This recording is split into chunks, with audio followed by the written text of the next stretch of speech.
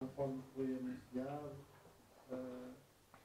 prometido é devido, está cá o Jorge Gomes. Já começa a ser repetitivo, eu não gosto muito de apresentar o Jorge porque quase que se apresenta às pessoas desconhecidas. O Jorge é um amigo de longa data, já faz parte desta casa, faz parte do nosso seio familiar, portanto não é assim normal, mas o Jorge, conforme já devem todos ter várias vezes visto, colabora no jornal Politismo, é redator, é editor,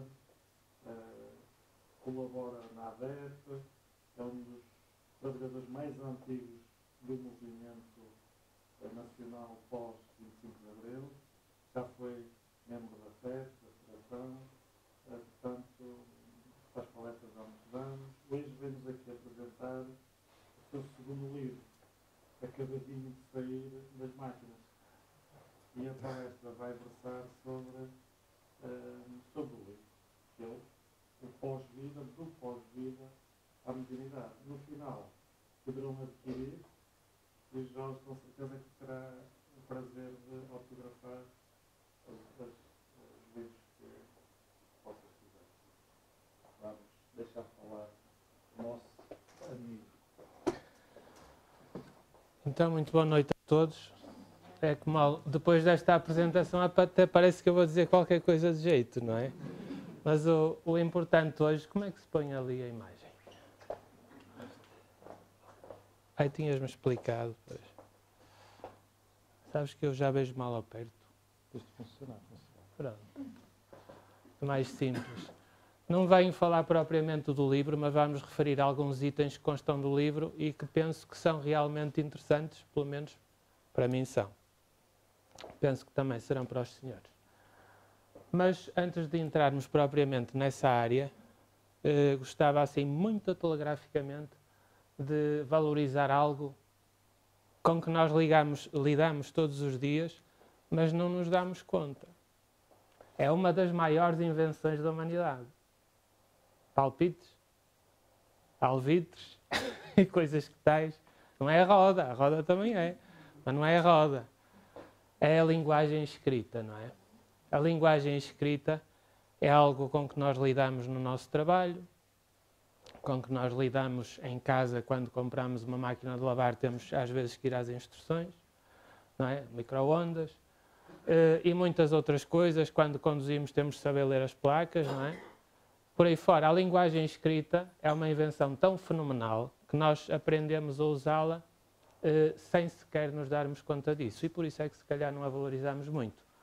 E isto começou há muito tempo. Assim funciona. Começou há muito tempo, não é? Na evolução das espécies. Hoje em dia sabe-se que os seres que vivem em grupo, os seres vivos que vivem em grupo, sejam mamíferos, sejam aves, seja o que seja, acabam por ter que ter rudimentos de linguagem para poderem comunicar, não é? Isso funciona de forma a que possam alertar os outros predadores ou de chamar os outros para fontes de alimento, não é? Para conseguirem ter acesso a fontes de alimento, por aí fora. Por isso, ao longo da evolução, a linguagem foi-se desenvolvendo e com ela foram também sendo estimulados desenvolvimentos evolutivos no próprio cérebro, não é? Na máquina cerebral. E é evidente que isto se fazia de uma forma oral, não é? Era o passar a palavra de boca em boca. Esta coisa das pinturas rupestres que a gente vê ali no Vale do Coa, não é? E em muitas grutas pelo mundo fora, não se sabe muito bem quais seriam as verdadeiras intenções do homem primitivo em ilustrar as cavernas, não é? Em desenhar os auroques, os cavalos, aquelas coisas todas, não é? Seria para passar o tempo enquanto a noite decorria? Seria para deixar uma marca territorial, dizer a nossa tribo é que manda aqui? Seria por uma questão de mentalização face aos perigos da caça, perigo de morte, não era? e então concentravam-se como equipas de futebol, concentravam-se para a caçada iminente, não é? Com I. Não sabemos. De qualquer forma, começou por ser de alguma forma uma linguagem escrita. Mas a linguagem escrita na imprensa, digamos assim, começou lá com um senhor chamado Gutenberg, no século XV, não é? E é claro que nesta fase os ensinamentos que eram passados de boca em boca à roda da fogueira, não é? Passaram a ser escritos preto no branco. Quem conta um conto acrescenta um ponto, assim com aquilo escrito já era mais difícil. E é claro que nós beneficiamos muito do facto de podermos escrever. Quem escreve artigos, quem escreve peças, quem escreve livros, tem noção que passado, em princípio, meio ano ou menos de ter escrito, já não se lembra muito bem do que escreveu lá. Mas se for a ler, lembra-se, não é? Mas o facto da linguagem escrita ajuda-nos a organizar o pensamento, as ideias, a cortar os excessos, não é? E a organizar as coisas de forma que a comunicação saia mais limpa. Então, no fundo, os livros juntam deste teor, não é? Juntam apontamentos. Ao fazerem isso, ajudam-nos a pensar. Se nos ajudam a pensar, ajudam-nos também a burilar conceitos e centram-se, neste caso, na autoeducação, não é? Um dos itens que tem ali assim é a questão das leis da natureza. É um tema que eu penso que é muito interessante porque é um tema daqueles que nós podemos reutilizar e manipular muitas vezes ao longo da nossa vida, não é? Porquê? Porque é um bocado como se as leis da natureza nos limitassem, mas com essa ação de limitação acabassem por nos estimular a perceber o que é melhor para nós. Não é? É um bocado como o parque dos bebés, não é? Em que, a dada altura, quando os nossos filhos começam a gatinhar na infância, não é? Eles vão para sítios que a gente não gosta. Não é? Se a casa, se o apartamento tem escadas, é um perigo. Eles engatam por ali abaixo e ainda dão em alpinistas. Não é? É perigoso. Portanto, arranja-se o parque, também é preciso passar a ferro, é preciso cozinhar, é preciso fazer outras coisas, e não se pode estar em todos os sítios ao mesmo tempo. Mete-se a criança no parque, fica ali num metro quadrado, mais coisa, menos coisa, preso, mas contente, porque tem lá os recursos, tem lá os brinquedos, tem lá a chupa, não é? A chupeta, tem lá as coisas que necessita e pode ir fazer exercício e tudo, pode-se ir tentando pôr de pé, não é? E tal. E naquela área, que é a área da sua competência naquela idade, ele tem recursos para não se magoar e para fazer exercício, para fazer aquilo que é normal fazer nessa idade, não é? Nós estamos um bocado nessa infância espiritual. E o parque, com as limitações, com a rede, não é? Aquela gaiolinha aberta por cima, acaba por representar as leis da natureza que, segundo os espíritos superiores, regulam a nossa evolução. Existem as que regulam a matéria, como a queda dos graves, não é? As leis newtonianas, mas existem leis mais desconhecidas que estão a ser descobertas, que são as leis que regulam a natureza humana, não é? Muitas vezes nós interpretamos ao longo da nossa história as respostas dessas leis como sendo chicotadas de carroceiro, não é? Antes dos automóveis começarem a andar aí nos paralelepípedos, andava-se a carroça, não é? Chicotada, uma ou duas parelhas de cavalos ou de mulas, carroça atrás, chicotada e anda, não é? Era um bocado a pedagogia da varinha de marmelo, que não parte e dói. À medida que nós vamos aprendendo, muito recentemente na história da humanidade, começamos a perceber que a dor não tem propriamente uma função punitiva. A dor surge como um alerta da natureza para nos inibir uma conduta autodestrutiva. Não é? O que é que isso quer dizer? Se a gente tiver uma vela acesa, com fogo, se a gente mete o dedo, tira logo. Mas se não doesse logo, o que é que a gente fazia? Não tirava logo, até se distraía. Então, se tivesse que atender o telelé, ficava ali assim um bocado distraído.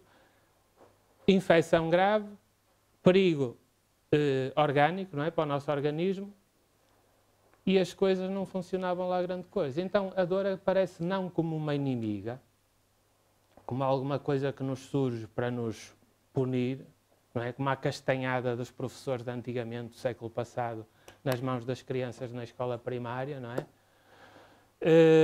Mas aparece como algo que surge para nos proteger. Em termos físicos, é normal perceber-se isto, não é? Já aqui falámos em tempos de uma doença raríssima que algumas crianças têm de não sentir dor. Os pais andam sempre com eles nos hospitais, porque eles não sentem dor, pegam em coisas quentes, queimam-se, cortam-se, trilham-se, enfim, não sentem nada, portanto destroem-se, têm que ir ao hospital. É uma dor de cabeça. Portanto, nas questões orgânicas é assim, mas nas questões espirituais já não será bem assim, não é? Nas questões espirituais, nós podemos pensar, quando sentimos, por exemplo, tristeza, não é? Outra coisa chata que a gente pode sentir, eu não estou a lembrar assim. Frustração. Há mais. Culpa, não é? Há tantas coisas. Essas coisas chatas, essas dores da alma que nos aparecem, também são dores que têm a mesma função da dor física, no fundo. Se nós nos perguntássemos, quando sentimos isso, o que é que eu fiz ou deixei de fazer para a vida me estar a fazer sentir isto? Ou seja, para que as leis da natureza me estejam a dar esta resposta dentro de mim próprio. Nós iríamos perceber melhor com o tempo uma relação de causa e efeito, não é? E conseguiríamos substituir esse tipo de causa por causas que nos deem bem-estar interior. É simples, não é? Mas a gente precisa de tantas vidas para fazer isso bem. Mas o princípio é interessante, não acham? É muito interessante. A gente primeiro começa a se aproximar da ideia, não é? Que está à nossa frente. É um bocado como a burro e a cenoura. Não é? Sabem aqueles cartoons do burro que pega tipo cana de pesca? Amarra-se um fio à cenoura, o pau, põe-se em cima do burro e põe-se, quando ele não quer andar, mete-se a cenoura à frente do nariz do burro e estamos em cima e o burro vai andar. É uma forma... Já viram esse cartoon? Não já? É conhecido. Pronto. E é um bocado assim que a gente tem que andar. A gente tem que se afeiçoar à ideia, se ela fizer sentido, neste caso acho que faz todo sentido, e começa a experimentá-la no nosso laboratório interior, nas relações de causa e efeito. É uma trabalheira, mas é interessante, não é? E é por aí que a gente vai. E podemos fazer isso graças ao livre-arbítrio, à liberdade de optar, não é? Ou seja, a vida não nos diz tens que fazer necessariamente isto, mas diz-nos, enquanto tiveres esse tipo de conduta, inevitavelmente vais ter essa colheita, vais ter essas respostas. Se tiveres outro tipo de ação, vais conseguir ter outro tipo de reação, não é? É muito interessante. E é assim que a gente aprende, não é? Quando nós éramos jovens e eu tinha uma farta cabeleira preta, há quem se lembra aqui disso? Penso eu de que... O Manel lembra-se, não lembras, Manel? É? Já tinha. Olha que eu não tinha dado por isso. Eu devia ter duas. Está bem. Pronto, se o Manel diz é porque é. Mas nessa altura a gente veio-nos parar às mãos um daqueles livros impressos ainda a chumbo quente, no antigamente, ainda não era, o offset era uma novidade na finais da década de 70. Com quadras soltas, ditadas por espíritos, mas aquilo estava tão bem feito que nem tinha fontes. Nem tinha nem quem era o médium, nem quem era fiz nada. As quadras estavam pressas siga. Portanto, eu nunca soube quem é que fez isto. Mas depois, com a história da viola, a gente cantava mais ou menos isto assim. A vida tem a rigor, duas lições a contento, quem não aceita do amor, recolha do sofrimento, seguia para outro. Era um bocado quadrado, mas cantava-se. E a verdade é que é um bocado o sumo das nossas experiências vidas sobre si, vidas, não é? Quando nós achamos que nós é que sabemos e não há volta a dar, não é? Por por pulsão interior, por ignorância, acabamos por ter respostas da vida que nos levam a pensar, não é? Até que, a dada altura, a gente começa a harmonizar-se com essas leis e estamos então no caminho desse amor em sentido amplo, não é? Agora, eu acho que é a parte mais interessante do que temos hoje para dizer, que é esta história da vida intrauterina, da gestação. Não quer dizer que isto aconteça com toda a gente, mas pelos vistos, nas psicoterapias, percebe-se que há de alguma forma consciência do feto durante situações que podem ser geradoras de traumas, não é?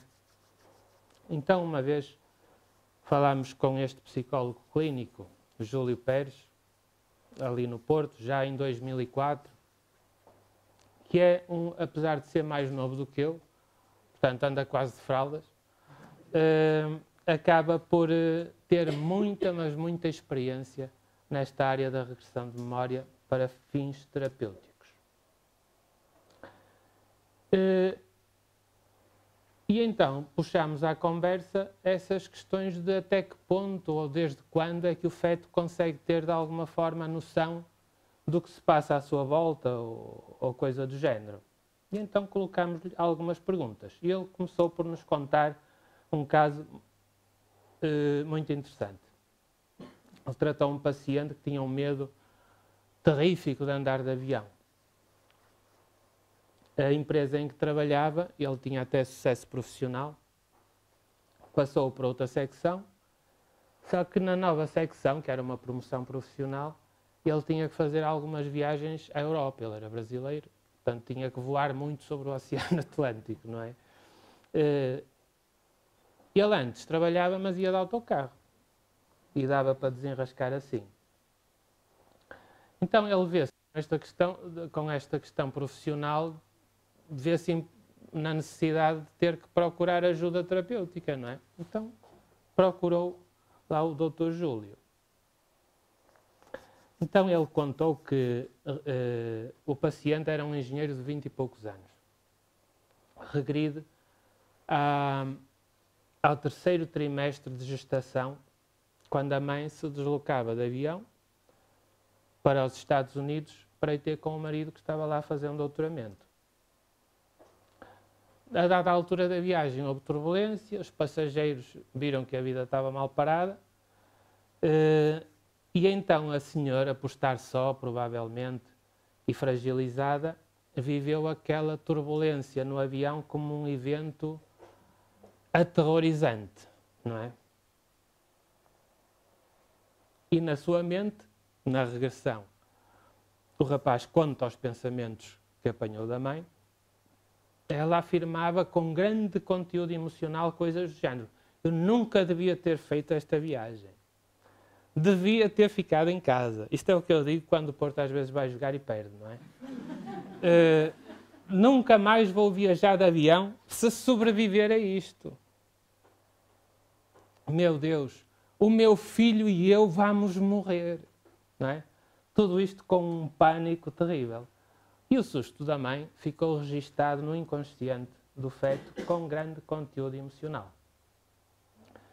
Nestas terapias é usual fazerem o que chamam a anamnese, que no fundo é um inquérito em que se tenta perceber ao pormenor o perfil do doente para tentar perceber qual será a terapia mais indicada para o problema que apresenta, não é?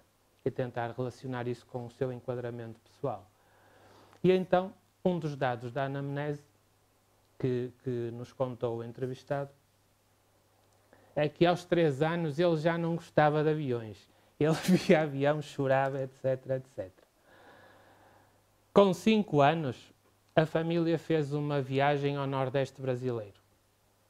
Aquilo foi um problema. Eles perceberam que não dava para andar mais de avião com a criança. Aquilo foi um desassossego. Quando a mãe chega aos Estados Unidos para ter com o pai do nosso personagem, ela voltou já com o marido para o Brasil de avião e nunca mais se lembrou daquilo. Portanto, ficou arquivado sem problemas. Mas com o feto não se passou a mesma coisa. E ele diz que este caso, na sua opinião, exemplifica muito a vida que os bebés têm antes do parto, não é? Registam, sentem, percebem bastante o que se passa à volta deles. O paciente do Dr. Júlio Pérez não estava ciente desse episódio de avião, portanto também não lhe tinha contado. Ele já tinha 28 anos, era engenheiro, e ela, por nunca lhe ter falado nisso, resolveu, quando chegou a casa, perguntar à mãe se aquilo tinha sido assim. E confirmou que sim. Trabalhou depois a redecisão. A redecisão é o que eles dizem, é muito fácil a gente afastar o véu e lembrar-se de episódios de vidas passadas. Mesmo quem não acredita nisso lembra. É muito fácil. Mas o facto de lembrar ou localizar situações traumáticas no passado não quer dizer que fiquem resolvidas. Às vezes ficam ainda pior. Por isso, há um processo mais complicado de psicoterapia a fazer depois desses núcleos estarem identificados, para que o paciente perceba que isso tem que ficar no passado e já não precisa de estar a perturbar o presente. Isso é mais complicado. No entanto, ele foi trabalhando isso na psicoterapia, começou de início a usar os voos rápidos São Paulo-Rio de Janeiro, são cerca de 40 minutos, e foi-se curando num processo gradativo, não é? Que complicação. Em suma, o inconsciente está a ser projetado no corpo físico por uma defesa desatualizada, não é? Está muito bem explicado por ele. Isto, no fundo, é uma revisão do passado, para o arquivar com mais precisão, não é? Eu lembro-me quando começou a surgir na imprensa espírita brasileira, na portuguesa quase não existia. Na década de 80, estes casos da doutora Edith Fiore, depois mais tarde Brian Weiss, etc. Os psicoterapeutas da regressão de memória, na altura houve uma reação muito forte na imprensa espírita brasileira, em São Paulo, Rio de Janeiro, porque alguns diziam que no livro dos Espíritos dizia que a gente não deve lembrar o passado, não pode é errado lembrar o passado. E é verdade. Mas é preciso às vezes compreender um pouquinho mais do que o que está escrito. A linguagem escrita é muito interessante, é uma invenção fenomenal, mas não é para ser dogmática, tem que se pôr a cabeça a pensar, não é? Então é assim, claro que é mau a gente lembrar o passado, porque acaba por ser ruído no presente. É muito fácil perceber isto se aprofundarmos o assunto. Mas o problema desta gente que precisa de ajuda nesta área é que não esqueceu propriamente o passado. Tem o fecheiro a encravar a gaveta, não é? Sabem aqueles fecheiros assim verticais que sai a gaveta e as pastas entram assim com dois ganchos? Sabem? Com os textos e os slides, etc., as reportagens, isso e outras coisas. Quando aquilo às vezes com a pressa a gente engancha mal, põe mal a pasta e a pasta fica inclinada e depois já não fecha, a gaveta não fecha e é chato. Há qualquer coisa na nossa cabeça que nos incomoda, não sei se é geometria, se que é, mas um armário com as gavetas todas fechadinhas e uma não fecha. Não incomoda? Não dá stress? É um bocado paranoico, não é? Mas dá um bocado de stress. Pronto, então a gente tem que regredir, tem que localizar, abrir a gaveta, tem que pegar na memória traumática, arquivá-la direitinho e fechar a gaveta. Certo? Portanto, fica a lembrar vagamente esses episódios, mas a perturbação ficou lá, no passado, certo? É a embalagem da experiência. Assim fica tudo em paz, não é? Não há contradição nenhuma. Ele contou também outro caso de um paciente que estava a trabalhar um transtorno sexual. Ele sabia que era homem, tinha consciência disso, mas sentia que as pessoas iam gostar mais dele se ele fosse mulher. Não é o meu caso. Eu na próxima espero vir como homem. Vamos ver se mereço. Aquilo era um conflito incrível na cabeça a desdobrar-se no dia a dia, não é? Então ele regride na psicoterapia a uma situação traumática também na vida intrauterina. E com um mês de gestação, quando a mãe descobre que está grávida, diz ao pai: vamos ter a filha que sempre quisemos ter. E esta expectativa dos pais foi sempre muito vincada, né, durante a gestação, de ter uma filha, uma criança que ele sabia ser do sexo oposto ao dele. E então eles diziam: a nossa filha vai chamar-se Felizmina, vai chamar-se não sei quê, vai chamar-se... E aquilo era uma coisa do outro mundo, não é? Eles tinham tanta certeza que ia ser uma filha que nem fizeram a ecografia. Que gente de fé, cara. Impressionante, é? Então ele vive esta expectativa e aquele conflito. Mas eu não sou uma menina, sou um menino. E depois, e como é que vai ser? Estão à espera de uma menina e eu sou um menino. E depois, o meu sexo não é o que eles esperavam que fosse. E eles gostariam mais de mim se eu fosse uma menina. E o padrão ficou inserido. E ele teve essa impressão em relação às pessoas na infância, na adolescência, até na idade adulta. Não é? E diz lá o Júlio, não é de atribuir a culpa aos pais. Existem causas, várias causas para o mesmo efeito. Ele trabalhou também outras dificuldades de relacionamento com os pais. Aquilo era ali um caldinho de situações do passado difícil, não é? Percebeu noutra vida situações em que foi algoz, não foi vítima, em que fez os pais atuais sofrer. Portanto, aquilo era um caso complicado. Na vida intrauterina podem ocorrer ações que causem traumas ou reforcem padrões de comportamento definidos no passado remoto. Eu acho que todos nós, às vezes, não nos damos conta disso. Temos qualquer coisinha assim do passado a bater no presente. E eu tenho um problema com golas altas, sabem? Eu fui para a tropa no último dia da admissão, porque não precisava de ir antes, para que aqui ia estar lá mais tempo. Aquilo não serve, não é? Portanto, fui no último dia e já não tinha botas para o meu tamanho e também já só tinha camisolas de gola alta. Fui em março, 12 de março.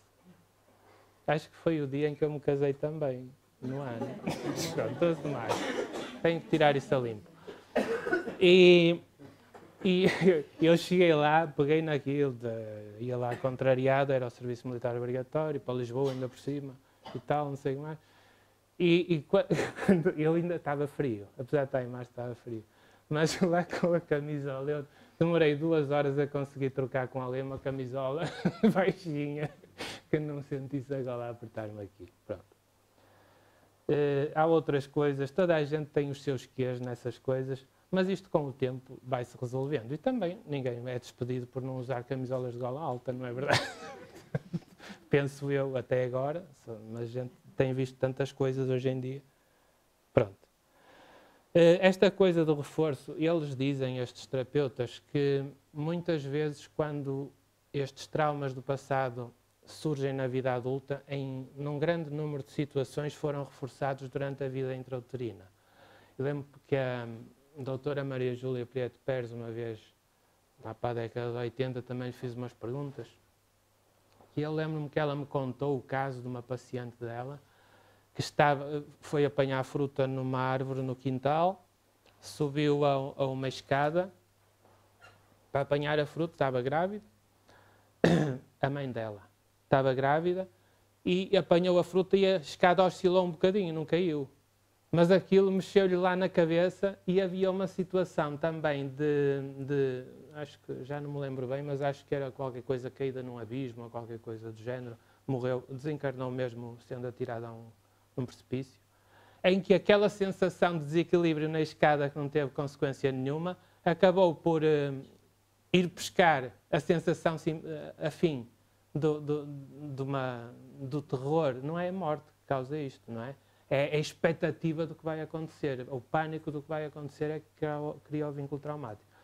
E acabou por repescar resíduos, não é, emocionais que estavam no passado. Isto acontece, mas tudo se cura, não é? Vai passando com o tempo. E diz o nosso entrevistado que houve muitas mães que foram pacientes dele que descobriram estar grávidas antes de estarem casadas, que também apontam neste sentido, não é? Portanto, parece que há mesmo qualquer registro que fica lá no inconsciente do feto e que mais tarde pode vir a dar problemas. E quanto a mais este caso, uma paciente que fica naquela dúvida quando descobre que será que faço o aborto, será que não faço, será que me caso ou não? E um desses fetos pedia à mãe telepaticamente, porque não tinha outra forma de comunicar, não é? Que não abortasse porque queria ter a oportunidade de vir, não é? E ele conta, é interessante o que acontece. Ela tenta fazer o aborto com chás e não sei o que mais e não consegue. E essa criança luta para sobreviver, resistindo, etc. E resiste e consegue. E então, com sentimento, nessa altura, na regressão, dizia à criança, eu preciso viver, eu preciso viver. E comunicava telepaticamente com a mãe para ela não abortar. A criança nasce mesmo e vem equilibrar a mãe que tinha uma vida um bocado desregrada. É um bocado aquele caso em que o filho é mais pai do que a mãe do filho, não é? Na anamnese dizia, eu com 7 anos já cuidava da minha mãe. E era importante, isso também durante as regressões chegaram a essa conclusão, era importante que vivesse para que ambos pudessem ter essa experiência juntos, não é? Só que na altura a mãe não tinha noção disso, não é? Então, um outro item que tem ali a aflorar é este da divulgação e da comunicação. Isto deriva de uma conferência que ouvimos aqui perto em Barcelos há uns anos, na associação, no núcleo, não sei o nome da associação de Barcelos, é? Momentos de Sabedoria, mas tem Núcleo de Estudos Espíritas de Barcelos, é qualquer coisa assim do género. E então, eu, como colaborador da Associação de Divulgadores de Espiritismo de Portugal, divulgação, uma instituição de divulgação, nunca tinha apanhado isto pelo lado da comunicação, mas faz sentido. É que divulgar não é necessariamente comunicar, não é? Se nós tivermos alguém, um emissor que emite uma mensagem, não é? Para um receptor, nós temos de facto uma situação de divulgação. Eu acho que me está a faltar ali letras, por isso é que carreguei tanto, mas não. A seta amarela, não é? Para nós termos uma situação de divulgação, basta soltar a mensagem. Há alguns receptores onde apanhá-la, não é? Mas é mais interessante a interação. É muito mais completo haver comunicação do que divulgação. Não é? O que eu estou a fazer agora aqui é um processo de divulgação, estou a passar a palavra. Não é? Melhor ou pior, falar. Mas, de facto, a comunicação é um campo novo de interação, é muito mais difícil. É muito mais difícil porque muitas vezes está gente sentada que é muito mais sábia do que quem está a falar. Olha, quem é que... É verdade. Eu penso que toda a gente que tem alguma lucidez e fala para as pessoas tem noção disso, não é? E depois tem que saber colher a interação, mas sem perder de vista o ritmo do tempo que temos disponível para chegar aos itens que pretendemos chegar. Senão, de repente, aquilo começa a desviar e estamos a discutir futebol. Não é? Uma coisa completamente improdutiva. É verdade, é? Então não disse uma grande verdade. Sabe onde é que vem o futebol? Vem também lá dos bichinhos. O domínio territorial, o bairrismo, é isso. É daí que vem o futebol. Por isso é que dá tanto dinheiro. São coisas do inconsciente. E então a comunicação é muito interessante porque é o nosso trabalho para muitos anos, não é? É uma área nova que todos nós vamos acabar por trabalhar mais tarde ou mais cedo. Ou seja, num patamar que não é o patamar de falar de quem sabe para quem não sabe, mas de quem tem um saber para outra pessoa que tem o seu saber. E a troca de saberes permite uma comunicação num clima que chamam de alteridade, não é? Que é um clima de igualdade, no fundo. De igualdade de posições. Não é interessante? Eu acho isto interessante. É uma coisa para martelar durante muito tempo. Certo? Mas acho que é interessante. Estava aqui, está bem. Eu já não me lembrava. Esta coisa de viajar com chuva às vezes troca um bocado as ideias. E depois, esta coisa da linguagem também tem o seu sentido, não é? Nós vimos no passado, dos séculos anteriores, da linguagem doutrinante, que é a linguagem em que as pessoas não precisam de pensar que a gente tem a solução, não é? E há a linguagem que é a proposta do Espiritismo, que é a linguagem doutrinária, que é uma linguagem informativa. A gente expõe as informações, não é? De forma clara, o mais clara que conseguir, e as pessoas usam como quiserem. Se não quiserem usar, não usam. O problema é delas. Assim como se nós não as usarmos, também o problema é nosso. Não é? É tudo igual. A linguagem doutrinante é aquela linguagem que diz: nós, meus irmãos, vamos fazer isto e aquilo para não sei o que mais e tal, e não sei o que mais. É esse tipo de linguagem, sabem? Discurso religioso. A linguagem doutrinária, olha, existe este contexto, nós agimos dentro deste contexto, fizermos para esta banda, dá aquele resultado, não é? Se a gente fizer para esta banda, dá aquele. E agora é uma questão de usar o livre-arbítrio e fazer da melhor maneira, não é? É essa a linguagem informativa.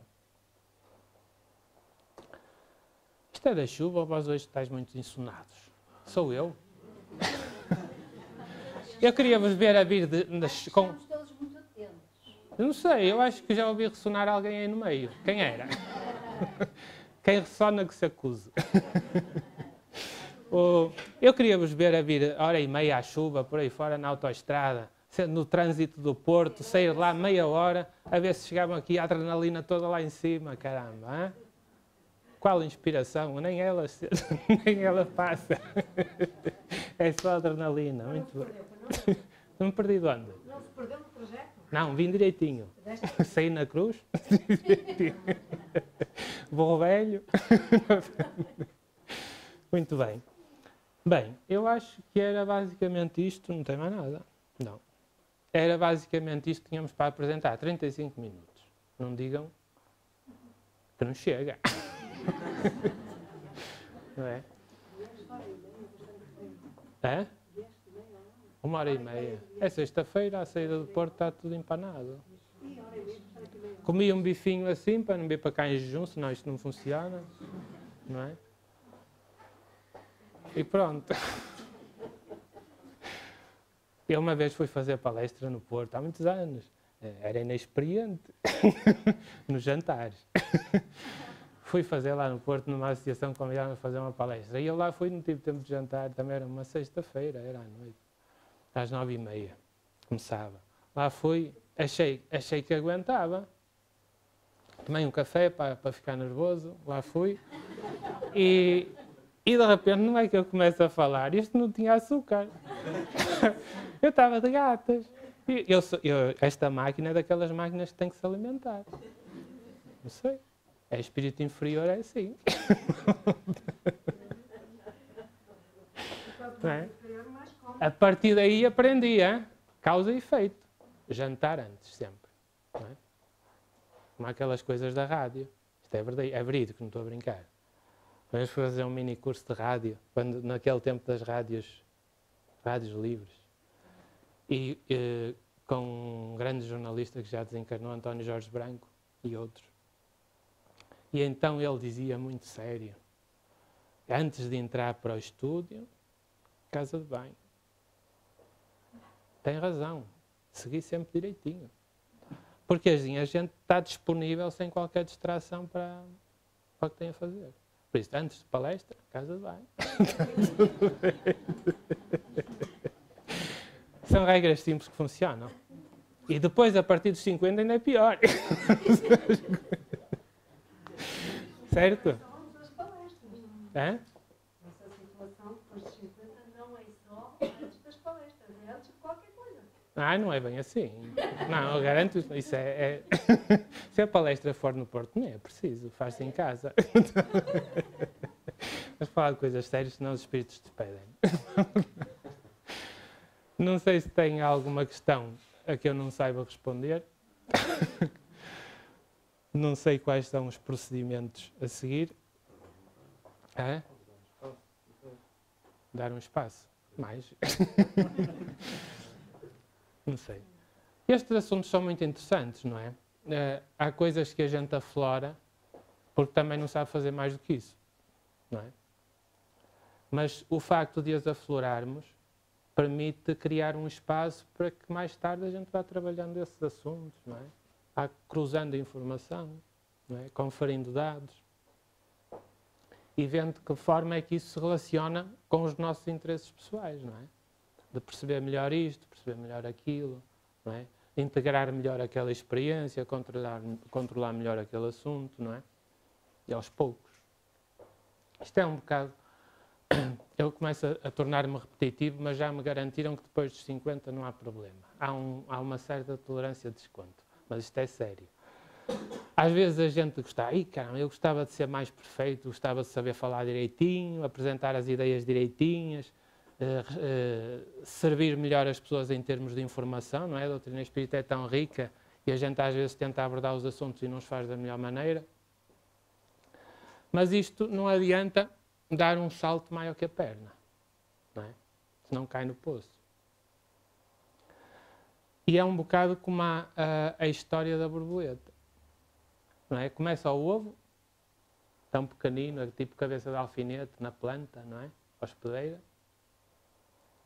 E o ovo é o ovo. Mas é uma das primeiras fases de 4 que são interessantíssimas, pelo menos 4, que são interessantíssimas. Enquanto é o ovo, não é lagarta, nem é crisálida, nem pode voar. É o ovo. É um ovo. Mas quando passa todo esse espaço nessa fase e bate no fundo, chega ao batente, ao término, à meta dessa fase, aquela coisa minúscula que está lá dentro começa a comer a casca do ovo. Eu não sei como é que há mandíbulas, nanomandíbulas, consigam comer um ovo tão pequenino, mas comem. Comem esses nutrientes. Se não estiver na planta hospedeira, às vezes estão num vidro de janela ou isso, mandam um fio de seda, vem a brisa ou vento, e vão elas e em princípio devem ser polífagas, comem várias espécies de plantas, vão aterrar em alguma planta em que vão começar a comer. O ovo não comia, tinha lá os nutrientes, não é? Tinha que se desenvolver o embrião até chegar ao limite para ser a microlagarta. Quando sai para a fase, já estamos na segunda fase, lagarta, que é um estômago com boca. É só comer. Comer, comer, comer. Passa vários instares, várias fases dentro da lagarta. Às vezes muda de cor, muda de forma, depende das espécies. Mas enquanto está na fase de larva, de lagarta, é comer, comer, comer, comer, comer. Não adianta pensar em voar, é comer, comer, comer, comer, não voa mesmo, só em queda livre. Comer, comer, comer, comer. Chega ao fim da segunda fase de lagarta, bateu na meta, já não come mais, acabou. Parece que morre. Fica uma espécie de, fica o que se chama a crisálida, que é um toco, parece um bocado de pau, um bocado de pedra. Algumas espécies penduram-se nos muros, nos ramos, outras enterram-se na terra, 4 dedos de terra, criam uma câmara de ar lá dentro, rompem a pele de lagarta por trás e sai de dentro uma transformação que é a crisálida. Parece um caixão. Mas, e quando parece que morreu, vai passar a fase de crisálida onde na sua imobilidade estão a processar-se transformações biológicas que ainda hoje não se percebem bem. Porque vai mudar o aparelho digestivo todo, vai mudar o aparelho locomotor e outros que eu nem conheço. Vai mudar tudo. Há para ali uma transformação biológica completamente louca. E quando acaba a terceira fase de crisálida, chega ao limite, bateu. E na altura certa, no tempo certo, vai romper o caixão, a crisálida, vai sair com as asas todas envergonhadas, não é? Todas amachucadas, trepa a um sítio, lentamente, e começa muito devagarinho, durante horas, a esticar as asas, a esticar, esticar, esticar, esticar. Quando as tem completamente esticadas, aquilo consolida. E depois ensaia ao voo. Chegou à quarta fase, é a fase da reprodução. Certo? A nossa evolução espiritual é um bocado assim também. Às vezes a gente quer ser o máximo e não sei o que mais, mas há coisas que a gente tem que aprender até bater ao fundo dessa fase. Tem que saturar essa fase, tem que aprender tudo o que tem a aprender nessa fase.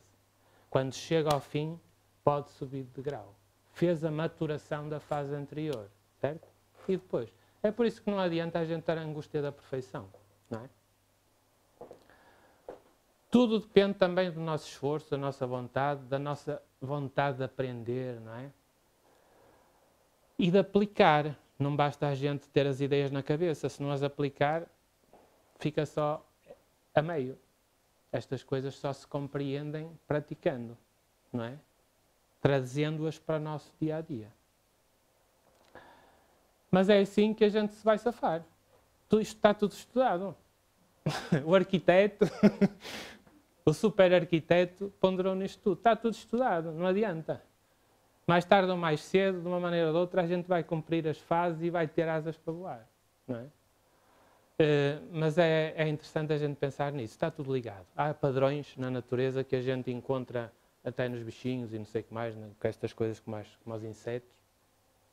E encontra também nos chamados seres superiores, entre aspas, como os primatas superiores, que é o Homo sapiens, não é? Mesmo em termos de ordem psicológica, etc. O que é extremamente interessante. Já viram quantas coisas a gente tem para aprender aí pela frente? Não é? Mas há uma coisa que a gente já sabe.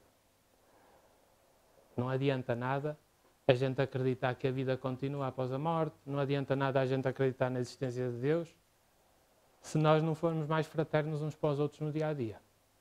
No trabalho, na família, na rua, onde for. O mais vezes que pudermos. Sempre é difícil, sobretudo quando conduzo. Sozinho. Não é? Desempoeiro o jargão todo. Não é? Mas acertar mais vezes do que no dia anterior. Aos poucos a gente chega lá. Mas é por aí que a gente vai avançando, não é? Mesmo sem saber. Mas uma coisa nós sabemos, não adianta nada essas crenças todas se nós não formos mais fraternos uns para os outros. E nós sabemos isso através das reuniões mediúnicas. Em qualquer parte da Terra, em qualquer tempo da história da humanidade e em qualquer cultura. Através da mediunidade, quando se atende espíritos em necessidade no plano espiritual, nós percebemos que eles nem veem quem está ali para os ajudar.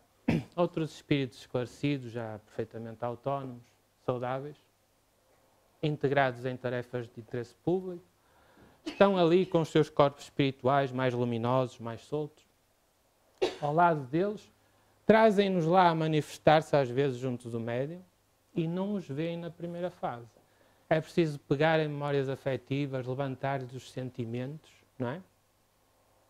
Chamar-lhes aquilo de que eles gostavam, os filhos, a mãe, o que seja, chamar-lhes esses sentimentos ao coração para eles saírem do círculo vicioso das suas impressões cristalizadas, não é? Dos seus dramas cristalizados, e eles começam a ver então outras coisas que se passam à volta deles, noutro patamar, não é? E aí vão com os amigos espirituais. Quando chegar a nossa vez, isso não tem a ver com a idade, não é? Tem a ver com o bilhete que está tirado e a gente não sabe quando, ainda bem, graças a Deus. Assim corre melhor. Senão a gente dramatizava muito. Quando chegar o nosso bilhete e a gente em casa falar para a mulher e não responder, pronto, às vezes não responde mesmo, não adianta. Mas se falar com o filho, se falar com a mãe ou isso e não responder, a gente tem que começar a desconfiar. Se calhar eu já estou do outro lado. Eu não assisti ao meu funeral, não é? Muitas vezes encarnar é um cochilinho e acordar depois já do outro lado. E o funeral já foi há anos, não é? Já estão desligados do corpo e às vezes ainda dizem que sentem frio, outros ainda querem o copito, não é? Outros ainda querem pagar promessas, essas maluqueiras todas, não é? E por aí fora. Portanto, sem amor no coração, não teremos olhos para a luz. A luz são os amigos espirituais, que estão ali para nos receber, mas se nós não tivermos essa luz interior, não os vamos ver. Vamos demorar mais tempo a vê-los? Não há necessidade, não é? Não há. Não tem nada a ver com ser ateu, crente, não tem nada a ver. Allan Kardec já estudou isso como ninguém. Fora da caridade não há salvação. Isto não é novidade nenhuma. Não é? Não adianta nada ser espírita, nesse aspecto. Fora da caridade não há salvação. A partir daquele chavão quadrado que se dizia que fora da igreja não há salvação. Não é? A caridade é o amor em movimento. Não é? Aquele amor de que nos falava Jesus. E é com esses sentimentos que nós vamos conseguir ver quem nos vem ajudar no plano espiritual. Aqui já funciona, mas a gente não sente tanto. Depende, às vezes sente. Mas aqui as coisas são mais de máscara. O corpo físico é uma máscara, não é? Não é só no carnaval que a gente usa máscara. Eu no carnaval nem ponho máscara, já tenho. Não é? Mas é assim que isto funciona. São leis da natureza. Não adianta a gente acreditar nelas ou não. É assim que funciona. Não querem saber da nossa opinião. A culpa é do Luís. E ele não dá seguimento, eu que ponho-me para aqui a falar. Agora não falo mais. Podes fazer uma prece por nós, sinceramente. Por vós é que tens de fazer por mim. Estás com a velocidade certa, não é? Está bem. Então, deixem-me lá tirar as vitrinas. Ai, meu Deus. Isto pesa-me aqui na sinusite. Ou eu acho que me pesa na sinusite, deve ser um bocado isso. E assim fica-se mais descontraído, mais solto. E nesta hora, depois deste castigo, tanto tempo sentados, é melhor mexerem um bocado as pernas, as costas, para a circulação fluir mais naturalmente. E podemos usar a nossa imaginação e pensar em todo este espaço que aqui nos une e imaginá-lo cheio de luz, transmitida por uma névoa luminescente que percorre todo este espaço. Passa pelas nossas cabeças, pelos nossos ombros e nos deixa com uma sensação de bem-estar interior muito grande. Podemos também imaginar Jesus a sorrir-nos e dizemos-lhe: Mestre, divino amigo, agradecemos-te, Senhor, por tanta paciência, por tanta misericórdia e por tanta generosidade com que nos cercas nesta bolsa de estudo que é a vida terrena. Que neste espaço, que nos parece tão longo, mas é tão apertadinho, nós possamos retirar todo o aprendizado possível, a fim de nos tornarmos mais fraternos uns com os outros, mais compreensivos, mais tolerantes, mais interativos, no melhor sentido do termo. Que todas estas janelas que se nos abrem com estes conhecimentos possam ser valorizadas de tal forma que as luzes que vemos nos horizontes mais lindos possam refletir-se no nosso íntimo e iluminar-nos com os melhores sentimentos de amor e paz. Mas nesta hora, Senhor, não queremos pedir tanto por nós, mas gostávamos que levasses o teu abraço e o nosso abraço mais pequenino também, a todos aqueles que se encontrem em dificuldade, seja no plano espiritual, seja no plano material, que os teus mensageiros possam vencer quaisquer abismos vibratórios e abraçar um por um, de tal forma que nesse abraço fiquem em cada mente as soluções para que os dramas se resolvam e todos possamos também contribuir para que a Terra, esta escola azul que rola entre as constelações, possa ser mais respeitada, mais valorizada e mais organizada. E assim, certos da tua paz, da tua presença e do teu amor que nos cerca sempre em todos os passos, deixa-nos dizer, na nossa prece singela: louvado sejas, Senhor, hoje e sempre.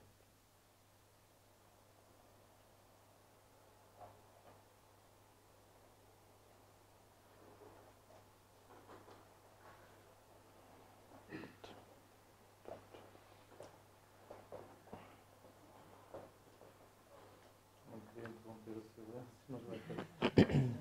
Vocês não estão muito, até tenho tranquilo. São só os dois avisos habituais. No dia 28 de março vai-se realizar um evento alusivo ao 30º aniversário desta associação. Está ali um pequeno programa, porque se vai passar em termos do tempo. Palestrante, José cá está de castigo outra vez. Vamos divulgar mais alguns dados, onde vai ser. Vai ter também momentos de convívio, as crianças jovens vão atuar também. Portanto, penso que vai ser bastante interessante. Além disso, no dia 1 e 2 de maio, vamos ter as jornadas em Óbidos. Já temos um autocarro conforme completo. Se alguém ainda quiser ir o que nos queira dizer, pode optar por essa alternativa, porque fica mais económico e divertimos pelo caminho. A sala tem 500 lugares e já vai ser que eu fazer 2 inscrições, só um leite. Pronto, é isso. Agora quem quiser aproveitar a presença do Jorge.